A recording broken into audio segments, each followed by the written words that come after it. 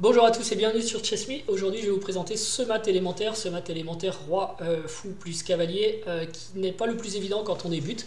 Il suffit de l'apprendre. Et pour ceux qui n'ont pas vu ma vidéo Boost ton niveau aux échecs, lien au-dessus, je vous invite à aller le voir parce que dedans je parle d'une base de partie de finale. Et typiquement ce genre de position, ça peut avoir votre place au début dans votre base de finale pour l'apprendre par cœur. Donc allez voir cette vidéo, comprenez comment progresser aux échecs et comment vous allez pouvoir maîtriser toutes vos finales. Cette finale, techniquement, on a une limite de 50 coups aux échecs après la dernière prise ou le dernier... après la dernière prise ou le mouvement de pion, dernier mouvement de pion, voilà, j'ai réussi à le dire. Donc il ne faut pas dépasser 50 coups pour faire ce mat, et théoriquement il faut, dans le pire des cas, 36 coups. Donc vous ne trompez pas parce que vous pouvez vite dépasser, si vous dépassez c'est parti nul. Donc le principe est assez simple quand même. Le roi noir va devoir être maté dans un coin de case noire, parce qu'on a un fou de case noire. En fait, c'est la couleur du fou. Donc c'est un fou de case noire. On va mater ici en ayant le fou en G7 qui va contrôler deux cases noires devant le roi et un cavalier en F6 qui va contrôler les cases blanches. Le roi en opposition de notre côté, donc voilà, ça va être assez simple. Donc la première chose à faire, c'est de repousser le roi noir vers la bande.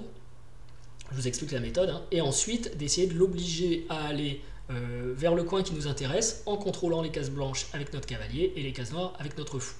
Voilà. Et puis on peut utiliser pour le repousser vers la bande tout simplement notre roi pour contrôler les cases blanches et notre fou pour contrôler les cases noires. Donc j'y vais, c'est parti. On va mettre ça en pratique tout de suite contre le module Komodo 12, là en l'occurrence. Et on essaye, vous voyez, ça va assez vite avec le roi, comme il y a cette histoire d'opposition, on va essayer de le repousser assez vite. Maintenant je mets le fou au contrôle des cases noires pour limiter sa mobilité, et je lui enlève la dernière case noire qui lui restait, donc il va être obligé dès à présent, c'est assez simple, d'aller à la bande. Surtout je ne joue pas roi B6 parce qu'il y aurait patte, il faut toujours faire attention au schéma de patte dans cette finale, mais je vais pouvoir me mettre ici par exemple, et fou C5 case noire, et voilà. À partir de là, le roi est restreint aux trois cases qui sont devant lui, là, A8, B8 et C8. Et maintenant, je vais avoir besoin de mon cavalier pour contrôler les cases blanches, donc A8, C8, pardon, E8, pour repousser le roi vers la case H8, qui est celle qui m'intéresse pour mater, du coup, comme il est rentré sur cette bande-là. Donc je vais approcher mon cavalier de la case C7, c'est ce qui c'est la case d'où on va contrôler A8. Donc j'y vais. Vous voyez, c'est assez basique en fait, hein, une fois qu'on connaît la méthode. Et voilà, je peux y aller. Boum. Alors, souvent on dit que le cavalier va décrire un parcours en W. C'est vrai. Si vous dessinez un W, il va venir ici, ici, ici, ici. Voilà. Donc entre les cases C7, D5, E7, F5 et... non, en G7 il n'ira pas. Mais pourquoi ce W? En fait, je viens de le dire, il doit contrôler les cases blanches. Donc A8, C8 et D8. Donc pour contrôler ces cases blanches, il faut qu'il aille en C7, il y est, il faut qu'il aille en E7 pour contrôler C8. Et donc vous voyez, ça fait un parcours en W pour contrôler ces cases, tout simplement, c'est la raison. Bon, alors attention, le roi est parti vers la case qui nous intéresse, on ne voudrait pas qu'il revienne en B8, donc on va utiliser aussi le fou pour contrôler les cases noires, et donc en l'occurrence venir en A7 pour empêcher le roi de se déplacer vers B8. Donc il s'est décalé, forcément il n'avait pas le choix, en E7. Et je vais commencer mon petit W, tout simplement parce que si je joue roi D6, son roi va pouvoir revenir en C8 et j'aurai pas progressé. Alors que si je mets mon... Non, mais c'est pas ça que je voulais faire, c'est justement ce que je dis. Si je mets mon cavalier en D5, je remplace le coup, on va continuer. Je l'empêche d'aller en E7, ok. Et si par hasard il avait voulu revenir vers C8, je pouvais jouer cavalier E7 et je contrôlais les deux cases blanches qui sont les deux cases noires et blanches qui sont ici, et je l'empêchais donc de revenir. Ok, donc maintenant il faut le suivre parce qu'il est en train de filer et ça fait un peu peur. On a l'impression qu'il va se sauver, mais on va pouvoir utiliser notre cavalier en le mettant en E7 pour contrôler ces cases blanches et l'empêcher de fuir. Et on complétera cette protection par notre fou qui viendra contrôler les cases noires et le repousser vers la bande, mais du côté qui nous intéresse. Donc d'abord, très important ici, cavalier E7, on contrôle les cases blanches.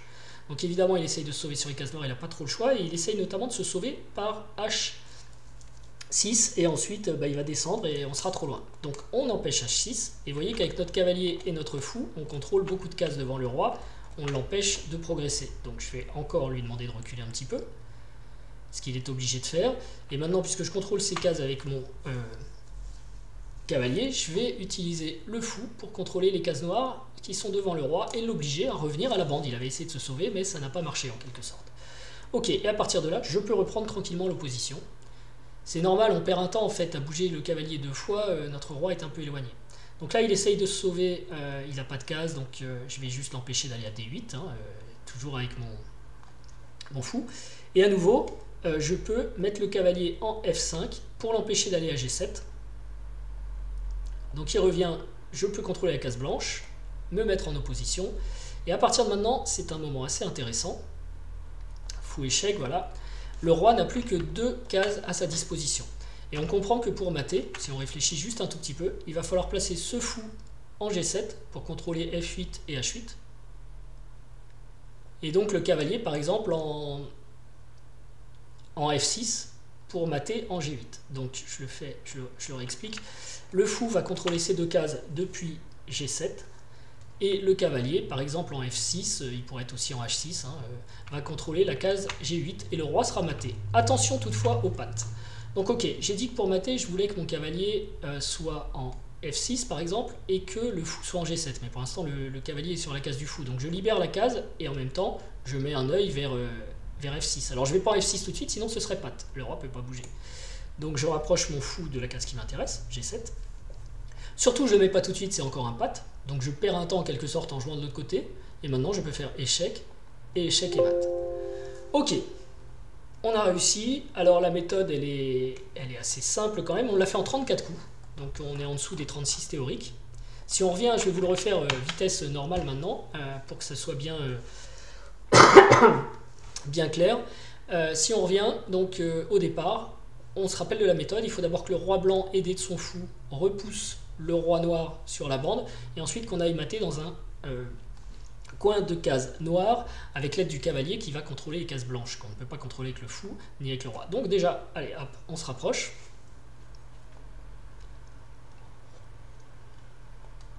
Et ça, si vous le révisez assez régulièrement, ça ne vous posera aucun problème. Fou échec. Tiens, il change par rapport à tout à l'heure, c'est intéressant. Je vais me mettre peut-être... Alors là, il va pouvoir se sauver, je suis un peu loin. Il est presque allé à la bande trop tôt pour moi. Ce que je vais faire, c'est que je vais mettre mon fou ici. Je ne vais pas me presser. Voilà, là je peux lui demander d'aller à la bande. Et je vais rapprocher mon cavalier. Il a choisi une bande, ok. Et maintenant, je le bloque sur les 3 cases dont je parlais tout à l'heure. A8, B8, C8, il ne bouge plus, ce qui me laisse le temps de rapprocher tranquillement mon cavalier vers la case C7 et repousser le roi de A8. Alors parfois on peut manquer d'un temps, faites toujours attention à ne pas faire patte. Dans ce cas-là, vous bougez bêtement votre fou d'une case, etc. pour ne pas avoir de patte. Et ça devrait bien se passer. Vous voyez, là j'ai perdu un temps exprès, fou. Alors mon cavalier est le premier à bouger. Comme ça, s'il revient en C8, je joue roi F7. Et je vais le suivre.